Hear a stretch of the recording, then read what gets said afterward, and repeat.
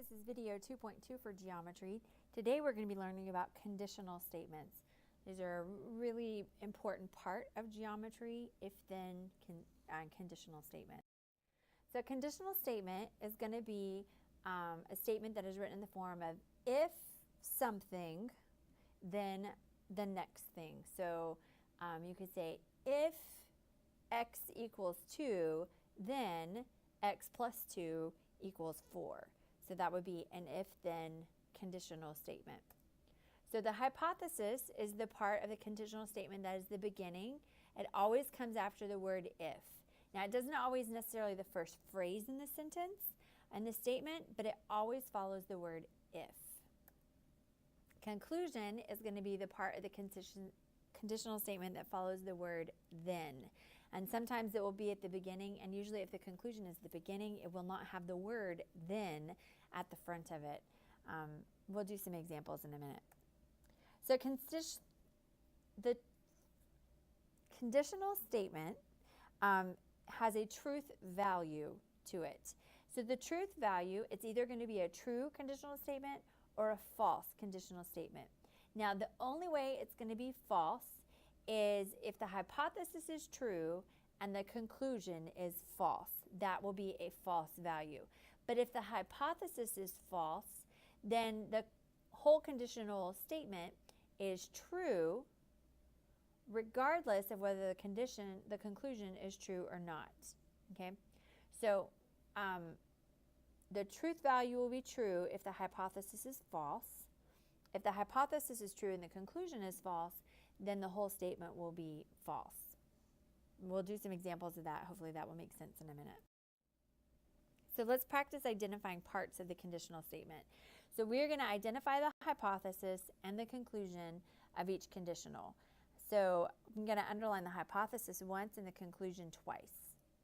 So if a butterfly has a curved black line on its hind wing, then it is a viceroy. So you can find our if as right here, and what follows the if is the hypothesis. So we would say that this is the hypothesis. If a butterfly has a curved black line on its hind wing. The conclusion is going to follow the word then. So we would say it is a viceroy is the conclusion. Let's try this one. So remember, we're always looking for the word if. The if is going to tell us where the hypothesis is. So remember, I told you it doesn't have to be in order. So a number is a natural number. The if, it is a natural number. So the conclusion would be a number is an integer if it is a natural number. So find the word if, and the words that are leading behind the word if are going to be your hypothesis. And if is beginning in the beginning, then will be in the second half of the sentence. If is in the middle, then your conclusion is at the beginning. So let's see how we can write a conditional statement. We're going to write a conditional statement from each of the following examples. So we're going to say the midpoint M of a segment bisects the segment. So how could you write that? We need to identify what are the hypothesis and the conclusions. So let's say the hypothesis is the midpoint M of a segment. And we would say bisects the segment is the conclusion. So we could write it as if M is the midpoint of a segment,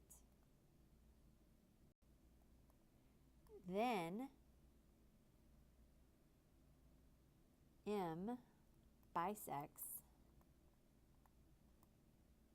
the segment. Let's try another one. A lot of times they'll give them to you here in these Venn diagrams. So when it gives it to you this way, the inner is going to be the hypothesis. And the outer is the conclusion. Every single time. So the inside one is your hypothesis. So we could say if an animal is a tarantula, then it is a spider.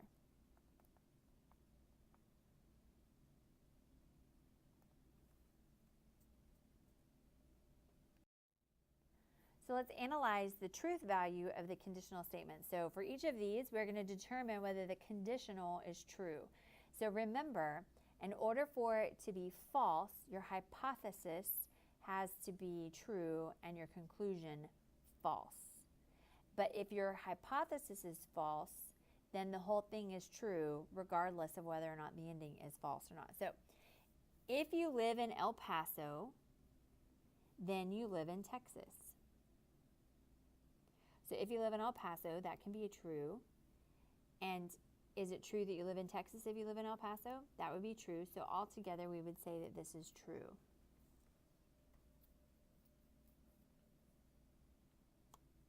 Okay, if an angle is obtuse, can an angle be obtuse? Yes. Then it has a measure of 100 degrees. Now, a 100-degree measure is an obtuse angle, but so is 101 and 102 and 110 and 170. So this part we would say is false. So if our hypothesis is true and our conclusion is false, then the whole counterexample, so the counterexample would be like 170 degrees is also obtuse. So we would say that this is false. You could flip it around and say if an angle has a measure of 100 degrees, then the angle is obtuse, and now that is a true statement. All right, so if an odd number is divisible by 2, okay, is that true? Can you take an odd number and divide it by 2? I guess you technically can, but will you get a nice number? No, we would say it's not divisible by 2 because it's going to give you with a fraction. So here, our hypothesis is false. Okay, then 8 is a perfect square. This is also false. But remember, I said that if your hypothesis is false, then the whole statement, even if everything is false, the whole statement is true. So the only way your conditional statement is going to be false is if you have a true here and a false there. So a true true is true. A true false is false. A false false is true. Or a false true is true. So the only way you can get a false is like this example right here. So conditionals can be related to one. There's related ones. Remember how I said if you take that one and you flip it and said that if you have a measure of an angle is 100 degrees, then it is obtuse. That would be a converse. So the converse of a conditional is when you exchange your hypothesis and your conclusion. So rather than if P then Q, if you flip it and say if Q then P, that is going to be the converse. The inverse would be if you made them both negative. So like if an angle is not obtuse, then it can't have a measure of 100 degrees. Okay. So inverse is if you put not in front of them. And if you put a not in front of them and flip them, then that is called the contrapositive. If you exchange them and negate them, then that would be the contrapositive. So let's look at some biology applications for this. So we are going to write the converse, the inverse, and the contrapositive of the conditional statement. So our conditional statement is if an insect is a butterfly, then it has 4 wings. Okay, so let's write our converse. So our converse is if we're going to flip them, we would say if an insect, I guess, has 4 wings,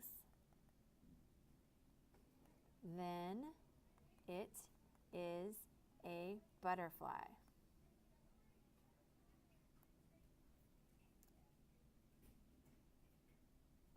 See, I typed it, I didn't have to write it out, so let me just erase that because it's easier to read the typing than my handwriting.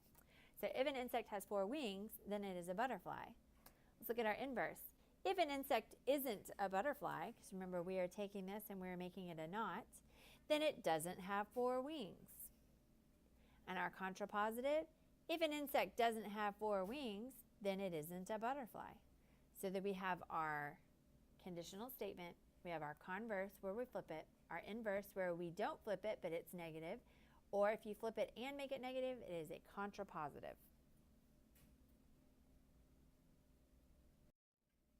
That's it for tonight.